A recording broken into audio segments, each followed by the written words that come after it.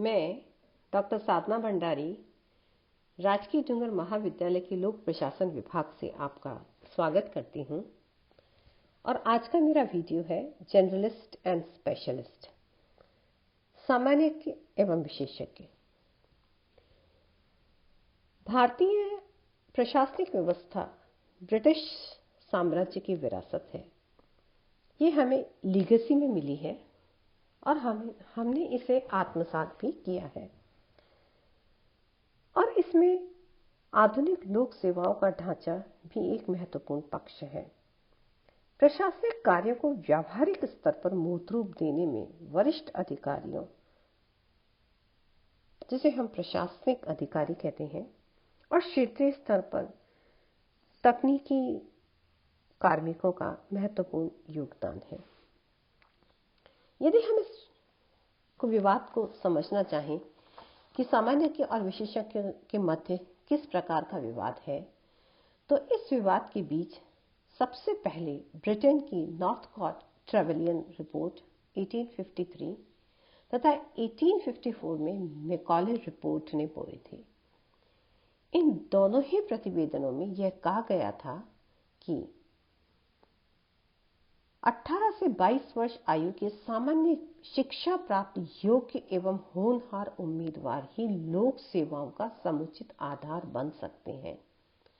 और इसी दर्शन पर, ये जो फिलॉसफी थी, इसी पर आईसीएस सेवाएं शुरू हुई, जिसे हम आज आईएएस के नाम से जानते हैं। सामान्य एवं विशेषज्ञों का वर्गीकरण सभी देशों में नहीं है। ब्रिटेन में भी सामान्यों का वर्चस्व कम हो चुका है और ब्रिटेन की फुलटन समिति ने अपनी योग्यता एवं क्षमता के अनुसार शासन के विशिष्ट पदों पर कार्य करने वालों को विशेषज्ञ माना तथा प्रशासकीय एवं कार्यपालक श्रेणियों में या उन श्रेणियों से संबद्ध कार्मिकों को सामान्य माना। भारतीय लोक प्रशासन संस्थान नई दिल्ली में सेवी वर्ग प्रशासन पर आयोजित सम्मेलन में सामान्यों को किस प्रकार परिभाषित किया गया है, उसे हम देखते हैं। ऐसे मेधावी युवक या युवती जिन्होंने महाविद्यालय में किसी विषय में पर्याप्त शिक्षा प्राप्त करके प्रतियोगी परीक्षा द्वारा किसी सेवा में चयनित होकर प्रशासनिक प्रशिक्षण पाया हो तथा बाद में उन्हें उच्च स्तरीय निरीक्षणात्मक पदों पर नियुक्त किया गया हो, जहां कोई अनिवार्य तकनीकी तथा व्यावसायिक अर्हता निर्धारित नहीं है।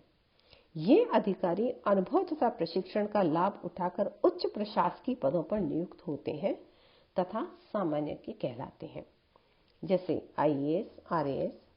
इसी प्रकार विशेषज्ञ अधिकारी वे होते हैं जो किसी पद पर निर्धारित अनिवार्य तकनीकी तथा व्यावसायिक योग्यता के कारण भर्ती हुए हों तथा ये पद मध्य स्तरीय निरीक्षणात्मक प्रकृति के होते हैं। सामान्य को हम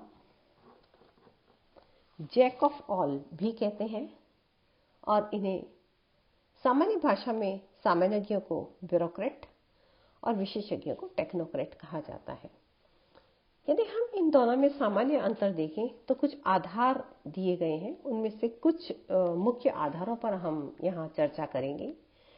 जैसे यदि कार्य को आधार माना जाता है तो सामान्य के अधिकारी मुख्यतः प्रशासन तथा प्रबंध के सामान्य कार्यों, जिसे हम पोस्ट कॉर पब्लिक एडमिनिस्ट्रेशन में जानते हैं, वे कार्य करते हैं, जबकि विशेषज्ञ तकनीकी कार्य संपादित करते हैं जो उनकी विशिष्ट योग्यता से संबंधित होता है। यदि शैक्षणिक योग्यता की बात करें तो ये किसी भी सामान्य विश्वविद्यालय की स्नातक या अधिस्नातक स्तर की शिक्षा प्राप्त होते हैं, जबकि विशेषज्ञ टेक्निकल एजुकेशन प्राप्त किए हुए होते हैं। उनके पास एक न एक तकनीकी डिग्री होती है। यदि हम कार्य क्षेत्र की बात करें तो इन्हें सामान्य को किसी भी विभाग में आसानी से लगाया जाता है और इनका कार्य क्षेत्र विस्तृत होता है, जबकि तकनीकी प्रकृति के कार्य करने वाले जो टेक्नोक्रेट्स हैं, उनका कार्य सीमित प्रकृति का होता है या उनका कार्य क्षेत्र सीमित होता है, क्योंकि वे वही कार्य करते हैं जिसमें उन्होंने टेक्निकल एजुकेशन ली है। यदि हम प्रस्तुति की दृष्टि से देखें, जिसे हम स्टेटस कहते हैं, तो भारत में सामान्यज्ञों की प्रस्तुति उच्च स्तरीय है और विशेषज्ञों की सामान्यज्ञों की तुलना में अपेक्षाकृत कम है।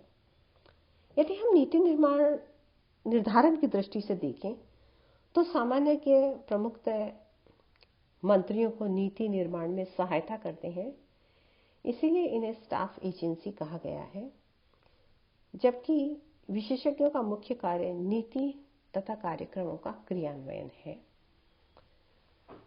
प्रशासनिक संगठन जिससे जुड़े होते हैं, तो सामान्य के मुख्यतः सचिवालय व्यवस्था से जुड़े होते हैं या सचिवालय व्यवस्था के अंग हैं, जबकि टेक्नोक्रेट्स निदेशालय या कार्यकारी संस्थाओं के अंग हैं। इन दोनों में विवाद कई मुद्दों को लेकर है और विवाद के बिंदुओं को यदि हम देखें, तो सामान्यज्ञों के तर्क और विशेषज्ञों के तर्कों पर हम चर्चा करेंगे। सामान्यज्ञों के जो तर्क हैं वो यह है कि आज प्रशासन संचालित करना एक कला या विशेषज्ञता है जो सामान्यज्ञों का व्यवसाय हो चुका है। यानी प्रशासन को संचालित करना एक आर्ट है और art of handling the social relations या art of getting the work done, ये सामान्यज्ञों का कार्य है। जबकि विशेषज्ञों का तर्क है कि प्रशासन की सामान्य क्रियाएं तो विशेषज्ञ भी भलीभांति संचालित कर सकते हैं। ऐसा कुछ नहीं है कि उन क्रियाओं को सिर्फ सामान्यज्ञ ही संपादित कर सकते हैं। विभिन्न विभागों में कार्य करने से सामान्यज्ञों का दृष्टिकोण व्यापक हो जाता है, क्योंकि ये एक से दूसरे विभाग में स्थानांतरित होते रहते हैं, तो इनका जो दृष्टिकोण है वो डेफिनेटली ब्रॉड तो होता ही है। जबकि विशेषज्ञ अपने टेक्निक से संबंधित विभागों में कार्य करते हैं, तो विशेषज्ञों को यह अवसर कम मिलता है। नीति निर्माण, विधि तथा कार्यक्रम की रूपरेखा तैयार करना एक जटिल कार्य है और वो सामान्य की ही कर सकते हैं। जबकि विशेषज्ञ अधिकारियों का यह तर्क है कि वे सभी तकनीकी बारीकियों से भलीभांति परिचित होते हैं और नीति निर्माण को शायद वो बेहतर तरीके से या उसमें एक सार्थक भूमिका निभा सकते हैं। प्रशासन में निर्णय क्षमता बहुत महत्वपूर्ण है, जो सामान्यज्ञों का सर्वसिद्ध कौशल है। जबकि विशेषज्ञों का तर्क है मात्र आदेश देना निर्णय क्षमता नहीं कहलाता, इसकी तकनीकी उपाधिता भी होनी चाहिए जो विशेषज्ञ ही सिद्ध कर सकते हैं। इस प्रकार से इन्होंने अपने पक्ष में कई तर्क दिए हैं और यह विवाद वर्तमान में भी चल रहा है। इस विवाद के निपटारे के लिए कुछ सुझाव दिए जाते रहे हैं, जिनमें से प्रमुख सुझाव हैं पृथक पद सोपान, यानी दोनों के लिए अलग अलग पद सोपान बना दिया जाए, या समांतर पद सोपान तो पृथक पृथक हो लेकिन ये मिलकर कार्य करें, संयुक्त पद सोपान या एकीकृत पद सोपान जैसे सुझाव भी समय समय पर दिए गए हैं। यदि हम प्रशासनिक सुधार आयोग की दृष्टि से देखें, तो प्रशासनिक सुधार आयोग ने सामान्य के विशेषज्ञ विवाद के समाधान के लिए यह सुझाव दिया था यह एक नया प्रशासनिक ढांचा निर्मित करके कार्यात्मक सेवाएं तथा गैर कार्यात्मक सेवाएं गठित कर दी जानी चाहिए, और उसमें कुछ कुछ सेवाओं के उन्होंने एग्जाम्पल भी दिए हैं जो आप वीडियो में देख सकते हैं। और इस प्रकार से देश के विकास में सामान्य के विशेषज्ञ विवाद को समाप्त किया जा सकता है। इस प्रकार इस वीडियो में आप जनरलिस्ट एंड स्पेशलिस्ट कंट्रोवर्सी या उनके बीच में डिस्प्यूट है उसे पढ़िएगा। धन्यवाद।